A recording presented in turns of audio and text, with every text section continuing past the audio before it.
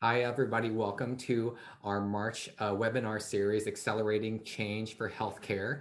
And my name is Kenan Rooney, and I'm going to be the facilitator today. And so if you can go to the next slide, Rod, just wanted to establish some framework for this. Oh, where's my slide, Rod? Did you get the most recent one? I apologize, everyone. Do you want me to go ahead and put it up, Kenan? Yeah, Yolanda this morning. Thank you. Yeah, no worries. Just wanted to establish some of the frameworks so that some of you here are looking for CPE. So there are going to be polling questions throughout this session. So you just need to answer all the polling questions, and that'll be recorded. And then you will be able to, slide number 2 there. So 1 CPE credit is available for this session.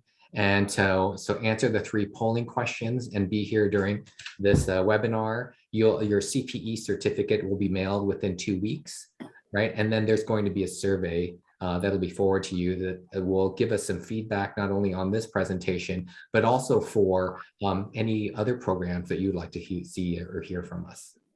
So with that said, I'd like to turn this presentation over to our speakers today, Rod Walker and Rupen Babhania. Okay, so Rod, I'll hand it over to you. All right, fantastic. Today, I'll just do a quick introduction first. I'm Rod Walker. I am Chief Growth Officer of Kotter International. I'm actually based out of Atlanta, even though we're headquartered in Cambridge, Massachusetts. So I'm happy to be here today. Welcome. I know I've worked and talked to a number of you before. So looking forward to a rich conversation today. A couple of things I wanted to highlight is our strategic partnership with RGP. I work very closely with a number of folks on a daily basis. And what we're trying to do is develop joint solutions where we can go to market together. And healthcare is one of the top areas that we're focusing on. So this is very timely. I spent a lot of time working with Joni and others. The other point that I want to make is not only that we're going to market together, joint organization, we're also working with RGP as a client. So as of a few weeks ago, we are working with Tim, Kate, and others around the change aspects of Project Phoenix. Some of you may know that, some of you may not, but we're working very closely internally and also with some of the vendors that have been selected for that huge project. So more to come on that, and hopefully you hear some rumblings in a good way internally in the very near future. Thanks, Rod. Hi, everyone. My name is Rupen Babhania. I'm the overall solution leader within RGP for business agility and project and program management services.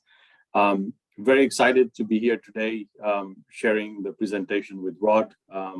As he's mentioned, the partnership we have with Kotter is an amazing partnership. I think we bring very, very complementary skill sets, approaches, as well as the ability to really, really work closely with clients on what we fundamentally believe is something that every single organization should be embracing, right? And I think the topic for today is very much centered around business agility.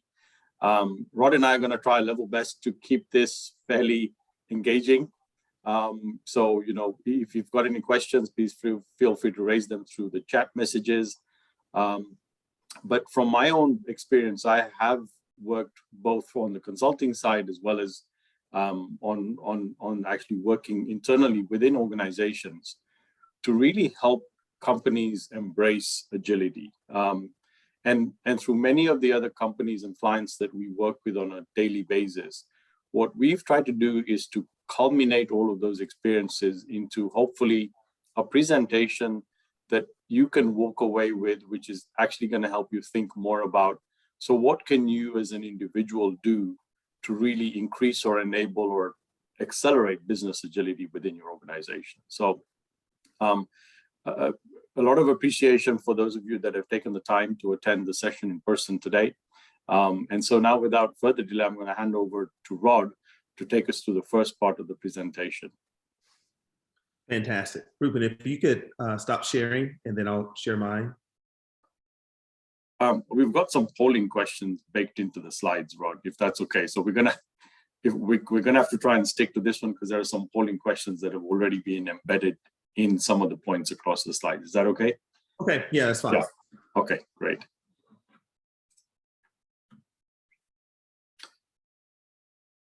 Did you want to just set the stage for what we're going to go through? Yeah, so as we think about this, well, first I want to say this. Let's try to make this as interactive as possible.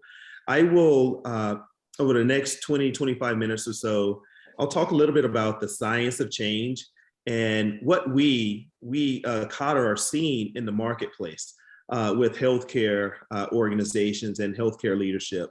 And then we'll talk about the definition of business agility. That may seem very basic, but depending on the executive, manager, or organization you go into, different definitions of business agility. And we want to sort of get a foundational understanding of how we define that, and then how we see organizations sort of taking that definition on. And then we'll talk a little bit about sort of my top three things that I'm seeing within healthcare. And then I would love to be able to get folks' reactions to that. So I'm not going to read this definition, but basically you'll see four things there. You see culture, leadership, strategy, and governance.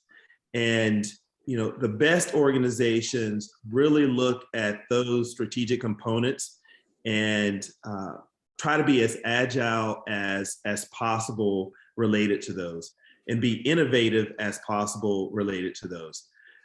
What we see, if you can go to the next slide, Rupen, what we typically see is, before we do the poll, what we typically see is that one or more of those are left out of the definition.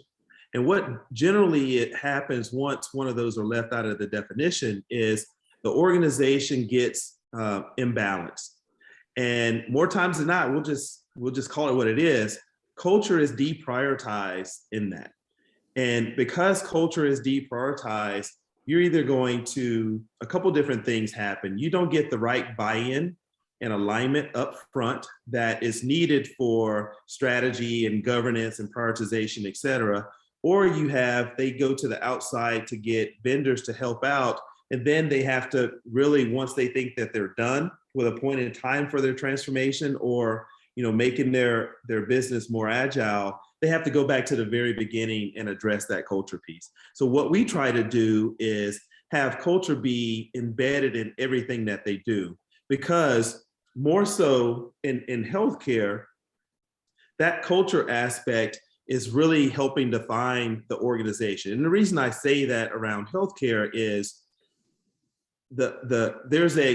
and this may not be the right language, but it really resonates with folks. There's a huge percentage of healthcare organizations that are aging. And there is a huge challenge trying to get that population which makes up a huge percentage, get them to be more innovative and embrace new ways of working. So if that is a critical part of the organizational structure and operating model, the culture needs to be at the forefront of that. All right.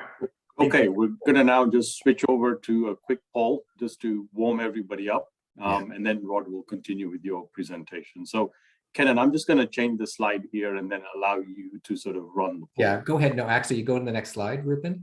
And Sure. So the first polling question is, thinking about the use of the term agile and agility within your organization, to what extent do you agree with the following statement? A, we agree on what being more agile means in our company, in our organization. B, for our outcomes and behaviors. B, I frequently hear people in our company say, we need to be more agile, or both A and B for the C. So please make your selection.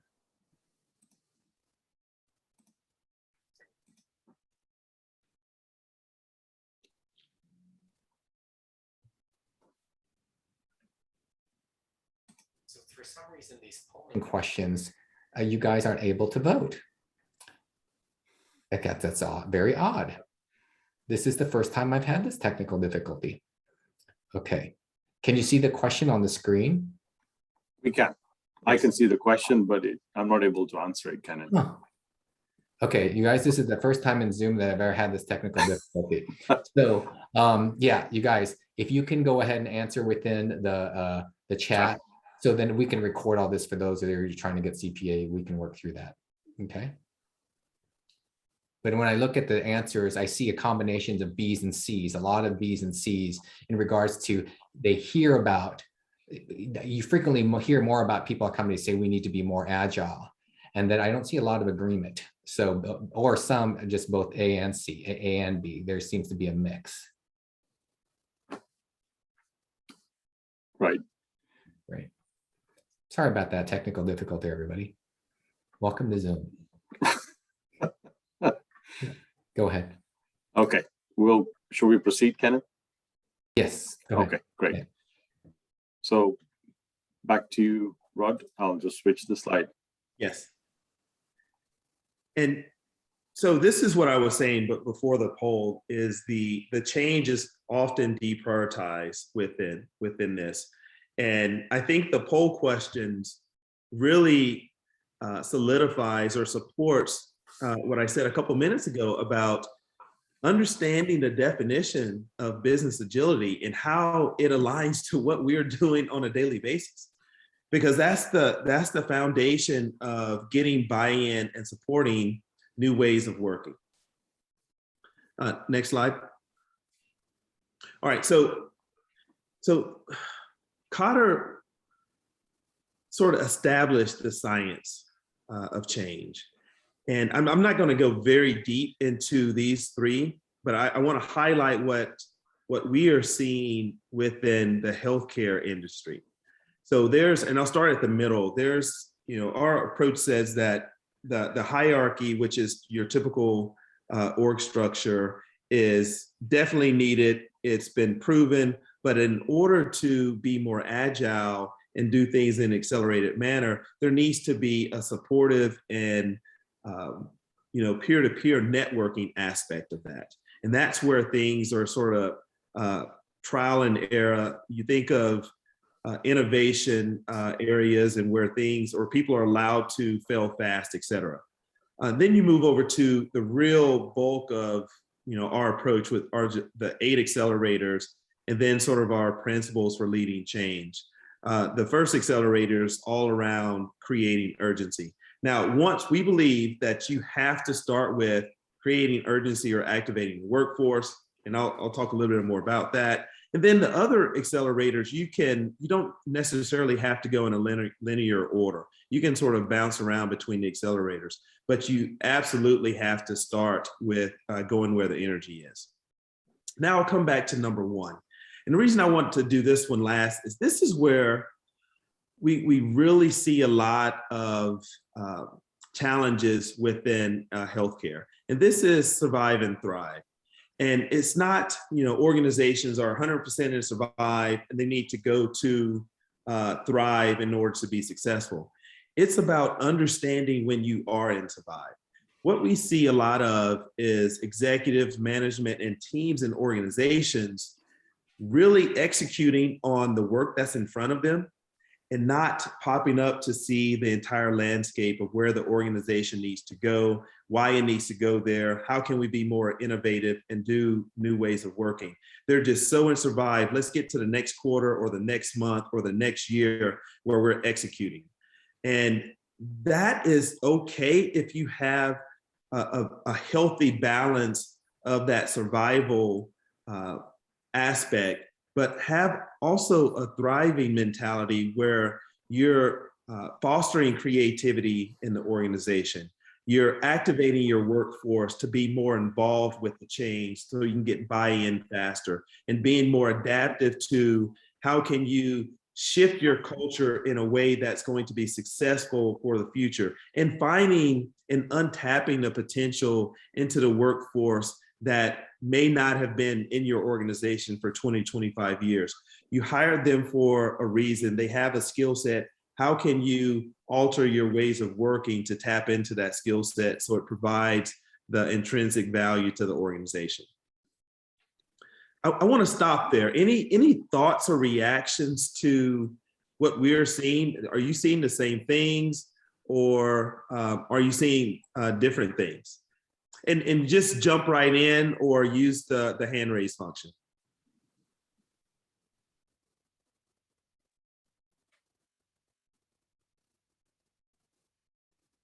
All right, Rupen, let's move forward. Please interrupt me if you have a question or comment. What this is, gosh, Rogers' law of diffusion.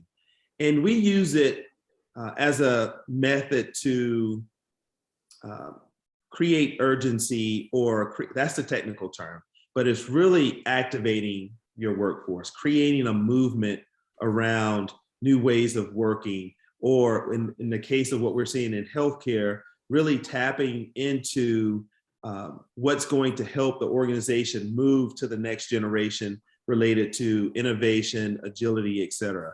And what this is really showing is how to think about that. So if Rod is a laggard, meaning I've been around X number of years, I've seen all these change initiatives that haven't really worked, so I'm skeptical of it. You don't necessarily need to get me on board with that, because I need a different motivator to get on board. If you look to the far left where you have your innovators and early adopters, that's where the energy is. That's where the population that's going to drive the innovation and the agility for the healthcare organizations. Let's tap into that energy first. And then once you establish some wins, some buy-in, that's when the early majority, the late majority, and hopefully the laggers will see, okay, that's what I needed to see in order for me to say, sign me up, I want to be on board. And we believe that it takes 50% plus one of an organization in order for that organization to become quote unquote urgent. Because once you get to that critical point, it's like a wave. We were playing the Beach Boys earlier, and that wave becomes unstoppable once you get to that critical mass. Hey, Rod, just a quick question for you, going back. Is there, with the whole thing with COVID, has this graph kind of changed, and will it change for the future just because of what's happened within the economy, and even just any catastrophic event like COVID or even Ukraine? Like, does this change? I would think this would impact like a wave down the road and shift everything either to the right or the left. Yeah, that's a great question. It shifts to the left because now with the huge disruption that COVID had, it touched everyone in the world. So now that late majority, those laggards are not being, as these are Rod's words, quote unquote, stubborn or change averse. They're now saying everything in my life has changed. Now the stuff at work that needs to change, I can be okay with that because I've survived the biggest change of all. So we're seeing a lot of late majority move to early majority, a lot of laggards move into the late majority. So they're moving up the curve. And do you think companies are being opportunistic with that? Because I think you would be right now. It's just like, wait, the environment or our employees would probably be more likely for that change to happen because they've been on disruption already. Let's try to accelerate or move some of the initiatives that we have forward. Are we seeing that? Yes, absolutely. And what I liken it to is the amount of creativity by organizations is off the charts now, because there's the term that was out there in the early parts of COVID was, when we get back to normal. Mm-hmm. That is not the case anymore. It's how do we optimize what's right for us as a new way of working? And that creativity and involving the masses of the organization. So it's no longer just, the top 25, 30 people defining the new way of working for X organization.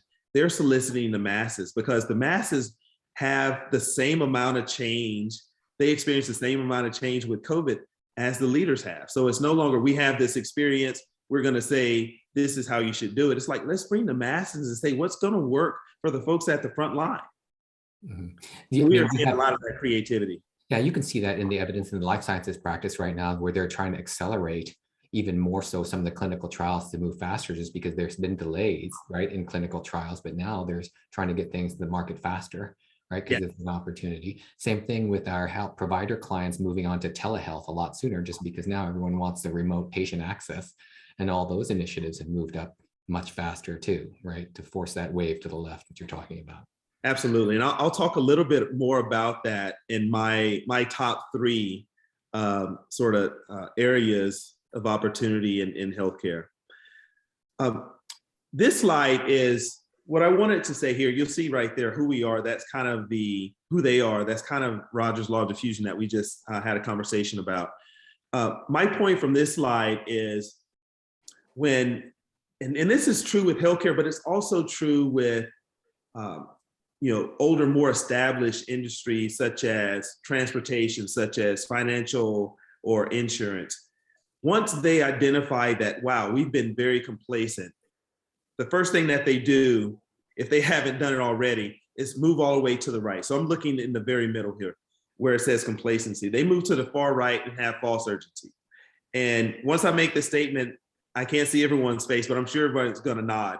They have a portfolio of 100 initiatives and all of them are A1 priority. So every one of them is urgent. So they're establishing a culture within the organization that everything is a priority. So we're not going to have those strategic, tough decisions around what we absolutely need to do and what's going to provide the most value for the organization.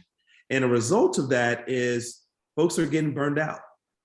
And I think I truly believe this has been a big cause for the Great Resignation. So think about, everyone went through COVID, starting now to figure out your new way of working, whether it's going to be 100% virtual or some sort of hybrid. And wow, now with all of that, you're saying now everything is still important and we got to do all this. They're just not up for it. So what we try to do is move more in balance and say, what is that true urgency for the organization?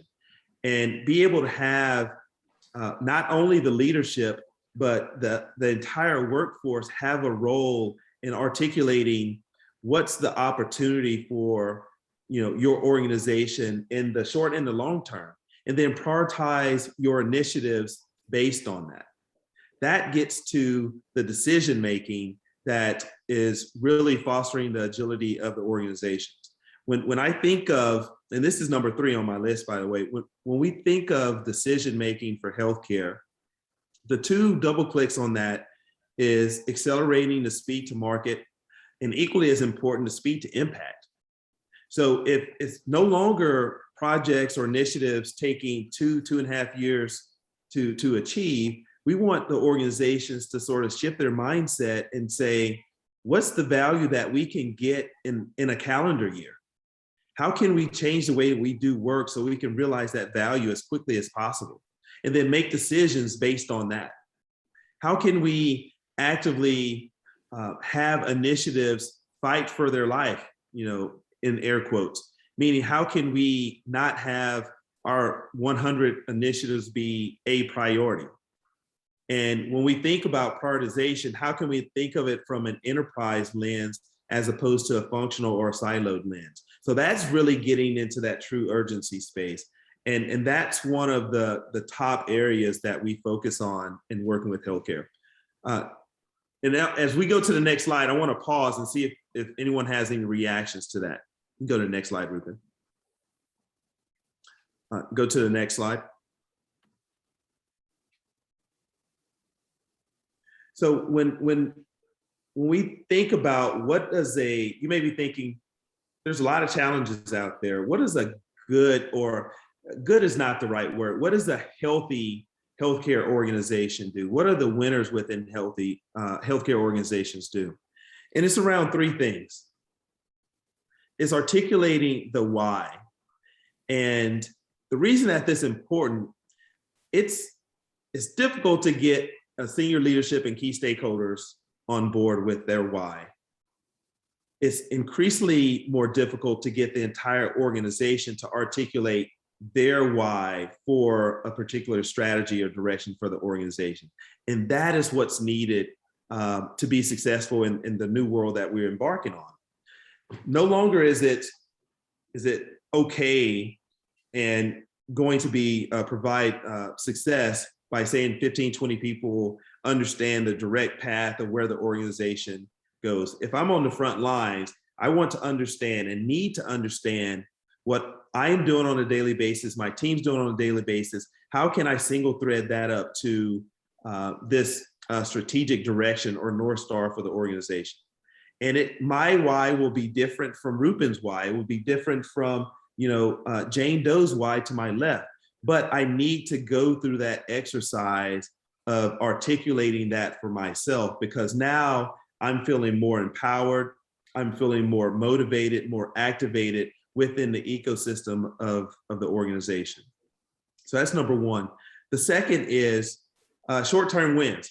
And one of the things I didn't mention around Roger's Law of Diffusion was, the laggers and the late majority, in order for them to be motivated and activated, they need to see some wins. They need to see some accomplishments by the entire organization for the change that's happening.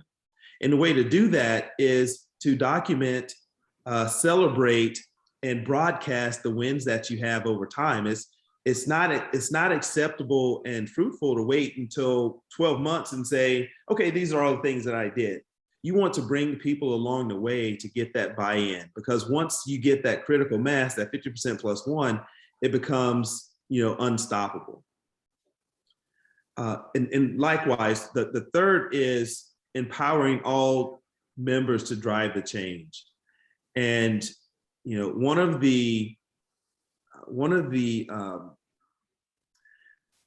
I wouldn't call it an outcome, but one of the things that was a byproduct of everyone in the world going through COVID was a vision to see that we need to include everyone in the organization to drive the change. And it's important to do that because you can't, if you have an aging organization, you just can't say we're going to shift this organization so we can have our average age be this. You have to understand how to engage all aspects of your organization and find out what's most important for them and let them feel more motivated and activated around where the organization is going. And I would love to give comments. The other two top priorities that I have is capability building. Yes, this is in relationship to the younger workforce and the aging workforce, but it's also around building the capability and having that internal, not with a vendor, but having that as a core competency around change for the organization, so it can be able to drive its own sustainable change journey moving forward.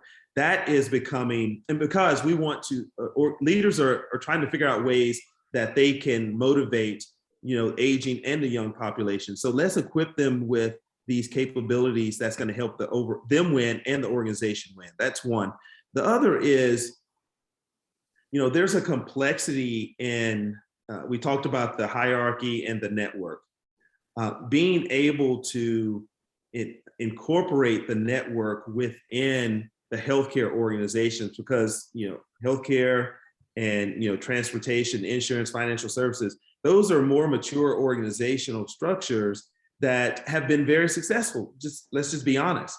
And incorporating a network that you can have a dual operating model is very powerful. So being able to incorporate that gives the workforce more of an activation standpoint. And notice, as I'm talking about what winners do in healthcare, the bulk of what I'm talking about is not the technology piece. It's around the culture, new ways of working, and the people aspects of it.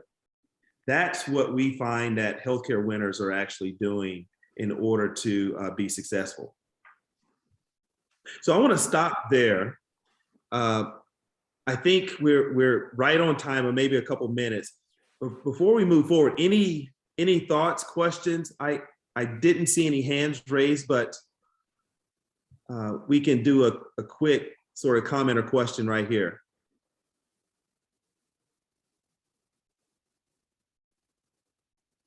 or raise your hand. I don't think I have muted that. I think you all are allowed to talk, but if you raise your hand, if you want to talk, I can open up your line, I think, here too. Ed Colwell, you're probably on the session with us. Can you just test, speak up and see if we can hear you? Oh, I can see her. He's talking. Yeah. I can't hear him on my end. No. I see that he's He was attempting to talk, but yeah, he was attempting to talk. right. Should we go to the polling question? Yeah, clearly everyone, this is all we're learning. I've never had this much technical I've been doing this for a year and a half now. This is the first time this hasn't worked. So looking back at the past 3 years and ahead at the next 3 years, to what extent do you agree with the following statement? It is critical to respond quickly to customers' changing needs. A, agree, B, disagree. Just put it in the chat.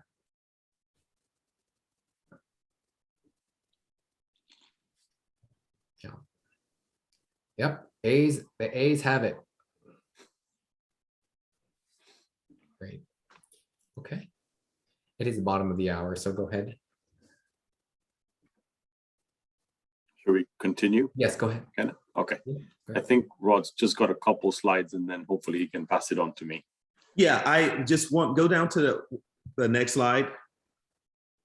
The only thing here, and we can provide these slides afterwards. This is a case study that I decided to show. And the major takeaway, this is from HMS. One of the major takeaways here is we did a lot of work with them on the people side. And it was thought of previously that, the organization, when you think about a revenue perspective, the revenue would be high when there's low engagement scores and vice versa. What we did was prove that wasn't true. You can have high engagement scores and high profitability and revenue by the organization. If you look at the bottom far right, they were actually able to link the engagement score increase with a rapid and skyrocketing increase in the stock price. So we try to link the heart, which we call it at Kotter, and the head, which is more of the strategic and the hard quantitative pieces. So I just want to call that out that, just because we're dealing with the culture, it can definitely be aligned with the overall quantitative and qualitative goals for the organization. And with that, Rupen, we can turn it over to you. Thank you. Thanks for your time. Thanks, Rod. Appreciate it. So what I'm going to do now is, since Rod has helped set the stage for what is business agility, how do organizations embrace business agility, what are some of the cultural shifts that organizations need to embrace, I'm now going to try and ground this discussion and help share with you some specific steps you can take to actually accelerating or enabling business agility within your organizations, right? And just kind of literally leading on from where Rod had just presented the last slide, I'm sharing with you a couple of statistics here that says it's not just a buzzword, right? And if you kind of start from the left, if you are able to improve your employee engagement by many companies that we've worked with, anything from 20 to 30 points, that immediately leads to an operational performance lift. And what it does is, part of the whole ethos around business agility is to align the entire organization towards customer centricity, right? Companies have been talking about customer centricity for many, many years, right? It's not a new term. But I think the way you need to look at how work is being done in your organization is to actually align the work around value streams that deliver value directly to your customers, right? And so if you kind of embrace the model for business agility, these are some of the outcomes we've seen across multiple clients we've worked with, where customer satisfaction scores go up, and eventually it actually leads to both an improvement or performance improvement financially in terms of both top line and bottom line, right? So just saying this is not a case for changing for the sake of changing. There are actually some tangible metrics here, So we come across Agile and agility. People talk about Agile and agility in almost the same breath, right? But we here at RGP have actually tried to differentiate between there is the path of becoming more agile, which is agile transformation, and then there's business agility as an outcome, right? So some of you may already be aware of some of the tools and techniques that companies use when they're trying to become more agile, right? You've probably heard of Scrum as a methodology. There are certifications available.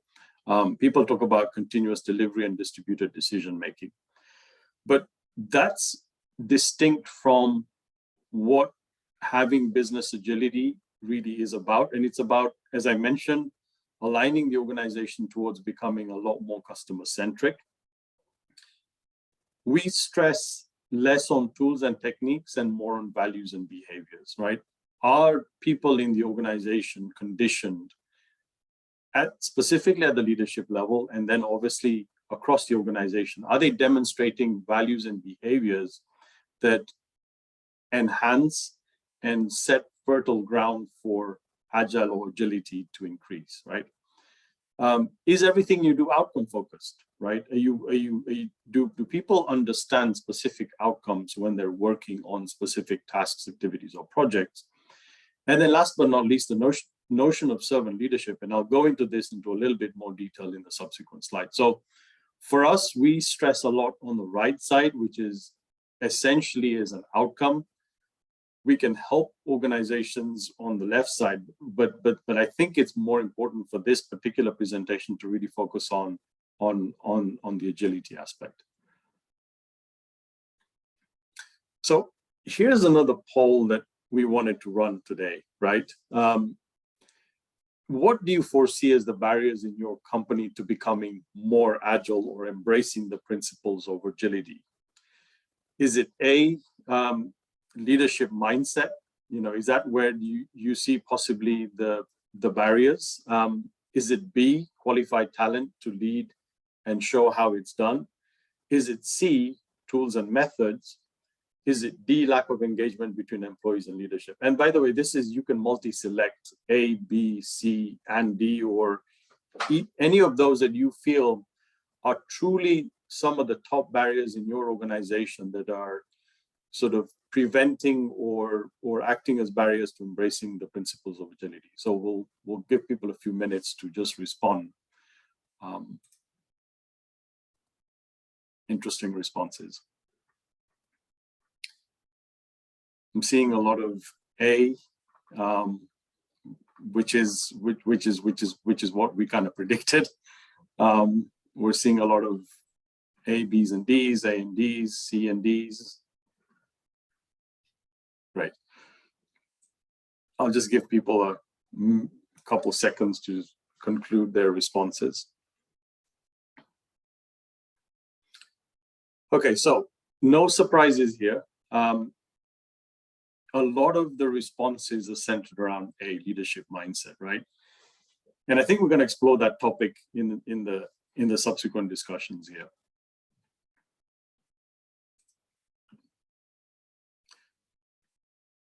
So how does an organization practically embrace business agility? What does it mean to increase the agility in your organization? First and foremost, you have to embrace decentralized decision making. You have to define what parameters are you willing to let go of as leaders, as middle management, to enable people to take decisions. And what we've learned is if people are aligned to a specific outcome and they're given a certain set of guardrails, trust them to do the right thing, right? So with decentralized decision making comes the level of a perceived loss of command and control, but it's very, very liberating for people, for employees, to feel like they can actually make decisions within a set of guardrails. The second principle is around organizing around value. Many organizations operate in functions. We often hear the word functional silos. People across functions aren't speaking to each other. it is highly recommended that companies embrace the ability to organize their work around value streams, right? Value that actually brings value to your customers, and kind of organize your ways around that. Visualize and increase throughput. So I'm sure everybody here can testify to the fact that a lot of things get started, not enough things get done, right? And we call that work in progress. We see it time and time again. And the issue there is not having the understanding of what capacity you have to deliver work versus the priorities of what work needs to get done, right? And so as you look at business agility, as you look at embracing agility, one of the things every organization should be doing, or every function should be doing, is saying, what's the capacity for us to deliver? And let's make sure we're utilizing that capacity to actually deliver outcomes and reprioritizing the work that they're working on. The fourth is organizing people into networks, creating a much more networked organizational structure rather than a very, very hard hierarchical structure. The fifth is think about delivering everything incrementally with very, very fast learning cycles. Break down long, large initiatives into smaller phases. Rod referred to the fact about celebrating, quick wins along the way. And we've seen this firsthand, that as you break down some of the more larger complex projects or initiatives into much more smaller delivery cycles, not only are you able to deliver faster, but every subsequent cycle you learn from the prior cycle, and you actually land up delivering much better products, much better services to your customers as well. And then last but not least, in this age of digitization and information, the science behind actually breaking down hierarchies is so that you have the most efficient way of sharing information and information flow across a company. Let's just take the example, and let's pause here for a second and see what COVID did to many companies, right? It forced companies to react at a much faster pace to an external situation that they'd never reacted to before. And what a lot of companies did was to increase the level of information flow, to try and break down those hierarchies, because you have to react fairly quick. I think we live in a world of uncertainty. We live in a world of market factors that are at play all day long. And hence why we say one of the core tenets of increasing business agility is break down those hierarchies and increase the level of information flow. So very much related to the poll question, and not a surprising outcome, business agility starts with a shift in mindset, especially at the leadership level. Right now, leadership is a very broadly used term. This does not refer to the CX suite in your organization. I think we say almost everybody is a leader within an organization. It takes people with leadership traits to take the first step. And we're hoping that at the end of this presentation, you walk away with the notion of how can you individually contribute to becoming more agile. But I think a lot of it is kind of embracing it at the mindset level. Just in terms of how does a company even go about becoming more agile, right? And here's an operating model that helps companies sort of break it down. Right at the top, we've spoken about leadership conditioning. It changes to how leadership operates, the level of decision-making, the level of command and control they're willing to let go of. You then look at structure. If you're a highly hierarchical structure, you've got a lot of function silos. There are ways to restructure your organization into more networks, more cross-skilled teams.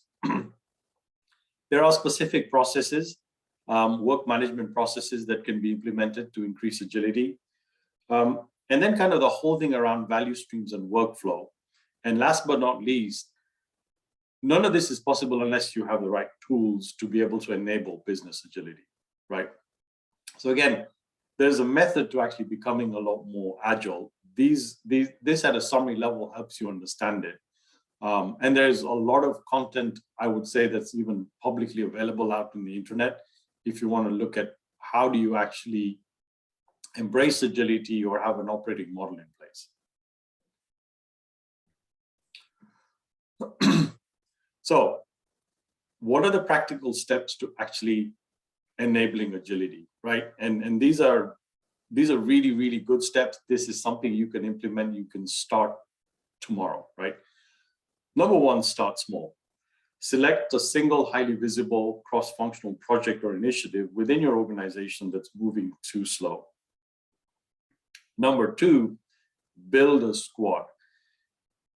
I'm sure you've seen those fairly, critical projects in an organization where everybody garners their alignment around it. A team is formed, and the team is given the autonomy to deliver on that project and use whatever resources they have at their disposal.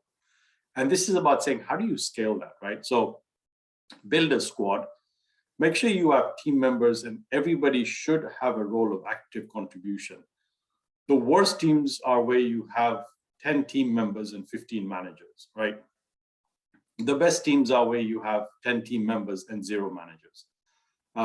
Put together a multi-skilled team, make sure they understand their individual roles and that they're part of that team because they're required to actively contribute. And encourage them to adopt the principles of agile delivery. Then empower the squad, right?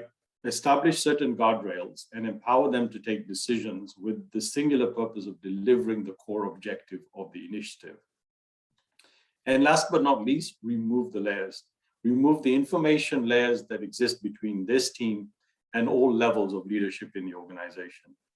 And just putting some of these in place, starting with a single project, will help you demonstrate the success of becoming more agile, as well as give you a case study or a success story that you could build upon. I'll pause here to see if there's any questions, any comments from our participants today. I think you're going to have to put the comments in the chat. Right, there we go. Could you explain what you mean by removing information layers? Sure. It's really about removing hierarchy, right? So if you've got a set of people that are focused on a particular project or an initiative, often what we do is we create burdens of reporting layers or reporting hierarchies between these teams and everybody else in the organization. And our recommendation is remove those layers, make the work that this team is doing highly visible and highly available to everybody, right? Don't rely on every single person reporting in through their 2 or 3 layers of management for people to see what's really going on.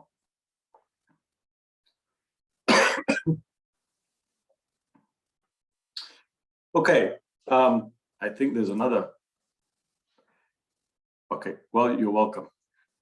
The last polling question we have is just to see how much have you been paying attention to this.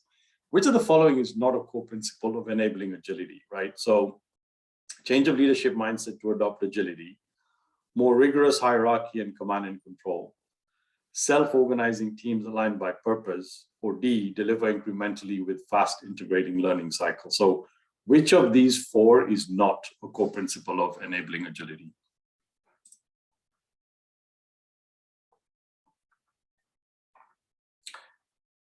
Excellent. You've all been paying really good attention, so I'm really happy to see that. I'm going to now just summarize and conclude my presentation here today by sharing a client success story with you, a real client success story.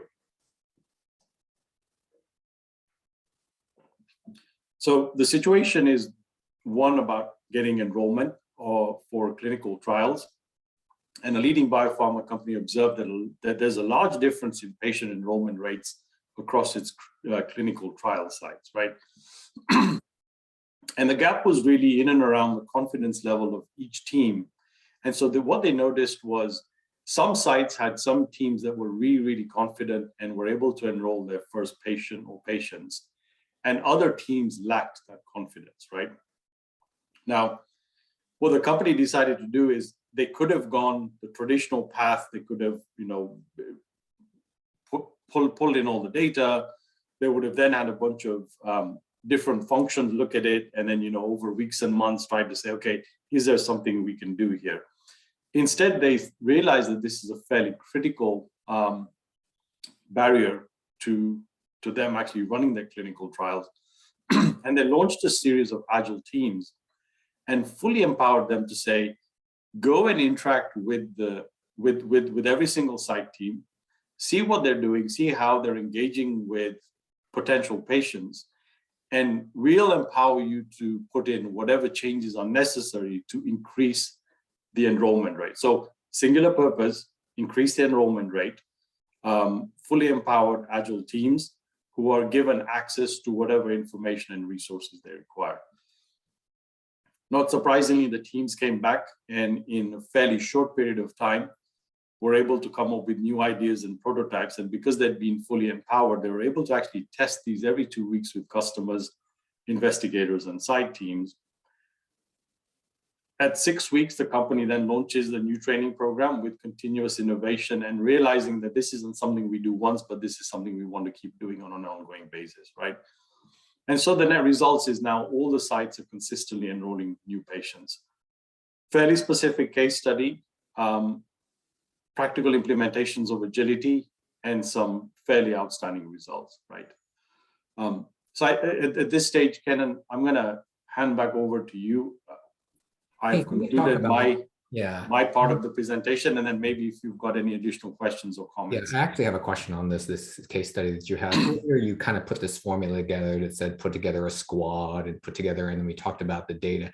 Where's the data component into here? Is that part of the new ideas and prototypes that were implemented, or is this pure a process, a workflow change? Well, so the information flow, when these Agile teams were empowered to go and speak firsthand to the customer, site teams, and investigators, and they didn't have to go through layers of hierarchy to get that. That's how you kind of reduce the hierarchy, but increase the information flow, right? They were empowered to go and speak to the patients themselves. They were empowered to go and speak to the site teams as well, right? So you've kind of broken down the layers of hierarchy, and you've provided information to people directly rather than having it to go through multiple layers. And I really like the word enabler, because right now in just a lot of clients I'm speaking to, they are swimming healthcare. All of you that are on this call are swimming in healthcare data. There's just so much data out there.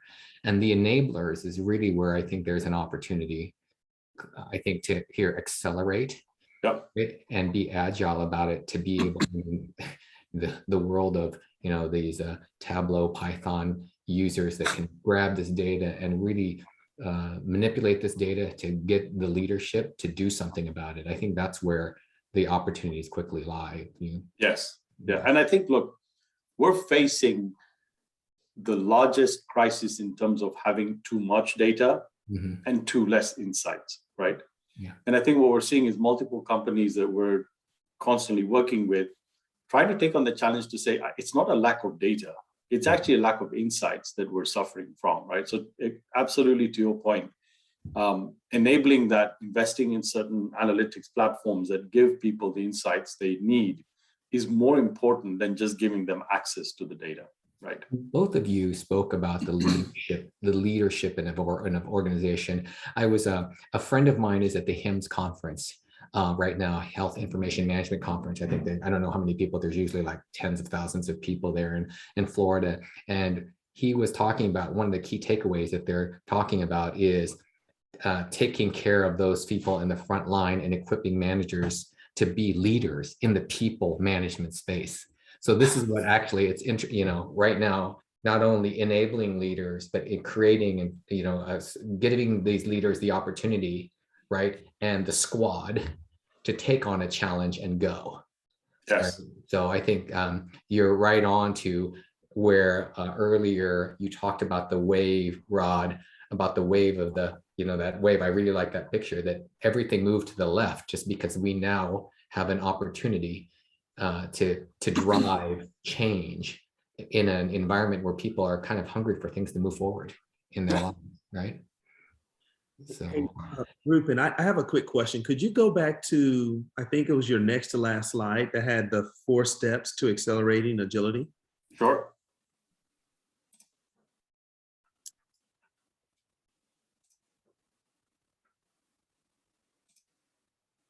while he's looking, everybody, I want you to know that I know that this, I apologize for the technical difficulty of all this. We'll give you the credit for it, right? Just fill out the survey. Okay. Go ahead, Rod. My question is, do potential clients and existing clients see the value to all 4 steps, or do they directly try to say, hey, I want to go to number 4 because I think this is our problem? How often do you see that and have to bring them back up and say, we really need to look at all 4? Very often, right? I think what we see is people, and in one of the earlier slides when I was trying to differentiate between agility and agile, a lot of people, a lot of companies spend money, resources, timing in training people in kind of the agile methodologies, right? Scrum, etc. Very little time is spent on mindset and following these 4 steps, right? And so either they'll go and build a squad, but they're not sure why the squad isn't delivering, right? Well, most likely you didn't empower the squad and you didn't remove the layers between the squad and the access to information or resources, right? Or there's nothing wrong with starting big, right? Mm-hmm. But prove the success early, go small, pilot this somewhere, prove that it works, and then scale. And I can tell you the hardest challenge is scaling, right? You get a couple of prototypes running really, really well, and then you now have to take a step back and say, how do I scale this across the organization, right? And that requires a different approach rather than this sort of more startup approach that I've tried to outline here. Yeah, thank you.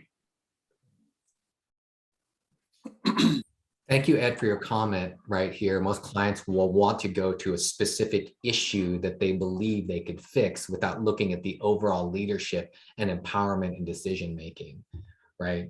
It's basically taking the bucket to the fire, right? And putting that fire out, where in the sense of the question is, well, how did the fire get started, right? And where is the leadership? Leading us to not have these kind of fires, right? Yeah. Well, okay. Thank you, you guys. Thank you so much. We're a couple minutes before the end of the session.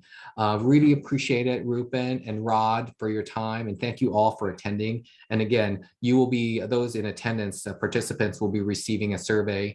And yes, we'll get you that CPE too. So I appreciate all your time. And I think also there is on this deck that you're getting is the contact information for Rod and Rupen if you have specific questions you might have for them. All right. So thank you all very much for your time. I'm stopping the recording, and I appreciate all your attendance, and have a great day. Thanks, everyone. Thanks, everyone, for attending, and Kenan for coordinating this. Much appreciated.